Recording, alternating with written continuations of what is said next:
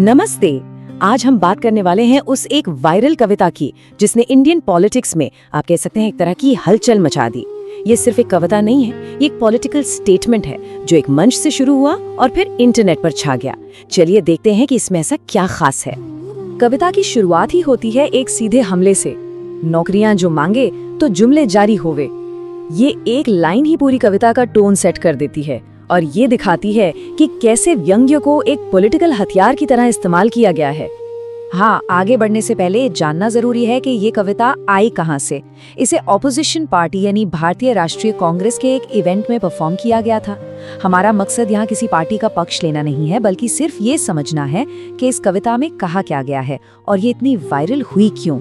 तो सबसे पहले कविता निशाना साधती है देश की इकोनॉमिक पॉलिसीज पर।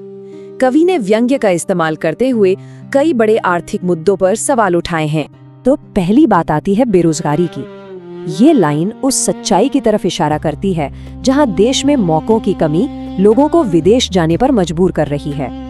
ये एक ऐसी चिंता है जो देश के न जाने कितने युवाओं और परिवारों से सीधे सीधे जुड़ी हुई है। लेकिन कविता सिर्फ प्रॉब्लम नहीं बताती, वो ये भी बताती है कि इसके जवाब में क्या मिलता है। कवि के मुताबिक नौकरियों के बदले में मिलते हैं सिर्फ नारे और सरकार की अपनी तारीफ, जिस पर जयकार लोटस फूल कहकर रूलिंग पार्टी पर तंज कसा गया है। अब ये लाइन सुनिए, ये बहुत पावरफुल है। इंडियन पॉलिटिक्स में महंगाई को डायन कहना लोगों के दर्द को दिखाने का एक बहुत पुराना और असरदार तरीका रहा है। तो कवि यहाँ सवाल उठा रहा है कि जो महंगाई पहले एक डायन हुआ करती थी, वो अब सरकार की डार्लिंग कैसे बन गई। मतलब इस मुद्दे पर अब ध्यान क्यों नहीं दिया जा रहा। और यहाँ पर जो क्रिटिसिज्म है वो और भी स्पेसिफिक हो जाता है। जीएसटी खींच देवे, मतलब जीएसटी लागू करने के तरीके की आलोचना, और पर्वत ही बेच देवे, ये एक तरह का सटायर है, एक व्यंग्य है सरकारी संपत्तियों के प्राइवेटाइजेशन पर। ये दिखाता है कि कवि की नजर में ये आर्थिक नीतियां आम आदमी पर बोझ डाल रही हैं। अच्छा, इकोनॉमी के बाद अब कविता का रुख होता है पॉलिटिकल और इलेक्टोरल स्ट्रेटजीज की तरफ। चलिए देखते हैं कि इस बारे में क्या कहा गया है। और ये लाइन तो इंडियन पॉलिटिक्स के एक बहुत ही बड़े विवाद को छेड़ देती है, इलेक्ट्रॉनिक वोटिंग मशीन यानी ईवीएम का मुद्दा। कवि यहाँ ईवीएम से छेड़छाड़ के उन आरोपों का जिक्र कर रहा है जो अक्सर चुनावों के बाद ऑपोजिशन पार्टियां लगाती हैं।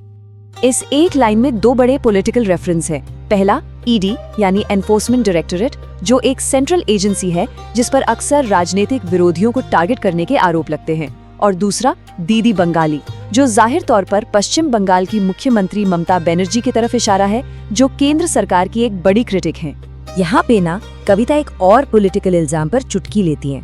कवि का तर्क है कि आज की प्रॉब्लम्स का सलूशन खोजने के बजाय सरकार अक्सर भारत के पहले प्रधानमंत्री जवाहरलाल नेहरू को जिम्मेदार ठहरा देती है। ये एक ऐसी स्ट्रैटेजी है जिसका जिक्र पॉलिटिकल डिबेट्स में अक्सर होता है। पॉलिटिक्स से हटकर अब बात आती है लीडरशिप स्टाइल और पब्लिक इमेज की, और यहाँ जो सटायर है वो थोड़ा और पर्सनल हो जाता है। ये लाइन सीधे सीधे लीडरशिप की पब्लिक इमेज पर एक कमेंट है। ये जो सेल्फी शब्द है ना, ये यहाँ एक सिंबल की तरह इस्तेमाल हुआ है। मतलब फोकस गवर्नेंस के ज्यादा खुद के प्रचार पर है। ये एक ऐसी आलोचना है जो सोशल मीडिया के इस दौर में काफी रिलेटेबल लगती है। ये तुलना काफी तीखी है। ढिंचक पूजा वो एक इंटरनेट सेंसेशन है जो अपने क्रिंज पॉप गानों के लिए जानी जाती है, जिनका अक्सर मजाक उड़ाया जाता है। तो उनसे तुलना करके कवि ये कह रहा है कि जो पब्लिक इमेज है वो सीरियस गवर्नेंस नहीं बल्कि एक परफॉर्मेंस जैसी लगती है। अब कविता का दायरा देश से निकलकर इंटरनेशनल लेवल पर पहुंचता है। इसमें अमेरिका के पूर्व राष्ट्रपति डोनाल्ड ट्रंप का जिक्र है और ये इल्जाम लगाया गया है कि विदेशी आलोचना के सामने सरकार का जो रिस्पॉन्स था वो कमजोर या लाचार था। अब आते हैं कविता के सबसे जरूरी हिस्से पर, वो एक सिंबल जो पूरी कविता की जान है, कमल का फूल। ये सिर्फ एक फूल नहीं बल्कि कविता का सबसे पावरफुल लिटरेरी डिवाइस है। तो ये लोटस फूल या कमल का फूल है क्या? ये भारत की जो रूलिंग पार्टी है, भारतीय जनता पार्टी यानी बीजेपी, उसका ऑफिशियल चुनाव चिन्ह है। और कवि ने इसी सिंबल को पकड़कर पूरी सरकार और उसकी पॉलिसीज पर एक तरह से कमेंट किया है। और देखिए कितनी चालाकी से कवि ने इस एक सिंबल को अलग अलग सिचुएशन में अलग अलग रूप दिए हैं। जब बाहर से कोई आलोचना होती है तो यही फूल लाचार है, जब अपने ही देश में विरोधियों पर एक्शन होता है तो ये खूंखार बन जाता है, और जब असली मुद्दों से ध्यान भटकाना हो तो ये एक कलाकार है। ये कमाल की लिटरेरी टेक्निक है ना? तो असल में ये सिर्फ एक सिंबल नहीं है, ये एक ऐसा फ्रेमवर्क है जिसमें कवि ने अपनी सारी आलोचनाओं को, चाहे वो इकोनॉमी की हो, पॉलिटिक्स की हो या पर्सनल स्टाइल की, सबको एक साथ पिरो दिया है। इसी वजह से ये कविता इतनी असरदार और यादगार बन जाती है, क्योंकि हर क्रिटिसिज्म एक ही सेंट्रल आइडिया से जुड़ जाता है। और आखिर में ये पूरा विश्लेषण हमें एक बहुत बड़े सवाल के साथ छोड़ जाता है। आज का जमाना जो इंस्टेंट शेयर और वायरल कंटेंट का है, इस दौर में क्या ऐसी राजनीतिक कविताएं सिर्फ एक एंटरटेनमेंट है, या फिर उनमें वाकई इतनी ताकत है कि वो लोगों की सोच पर असर डाल सकें? इसका जवाब शायद सीधा नहीं है, पर इस पर सोचना तो बनता है।